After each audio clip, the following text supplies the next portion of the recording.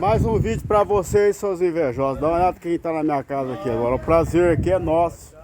É a satisfação que a gente tem, a alegria no coração. É quando a família tá reunida, né?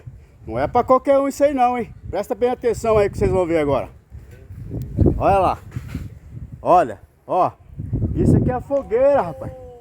Não é de São João não, é do seu Sebastião. Fogueira do seu Sebastião, ó. Olha lá.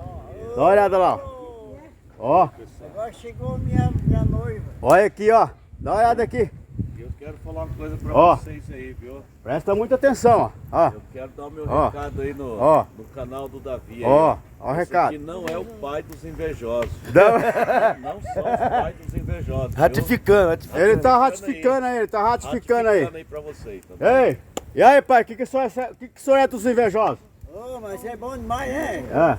O senhor é o que dos invejosos, pai? Aquele vai. Ora por ele. É? É orar, né? O pastor falou pra orar. Aí. Ah. E aí, o senhor é o que dos invejosos? Sua mãe. Não, para, mano.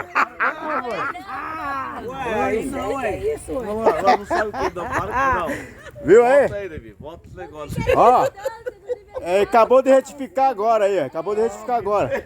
Mas não esquenta com ela não, ela fala assim na simplicidade, mas ela disse que é a mãe só, entendeu?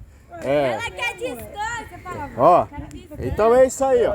Vamos aproveitar o momento aí de família aí, ó, com uma fogueirinha dessa aqui. Não tem frio que sustenta isso aqui. Dá uma olhada pra vocês verem.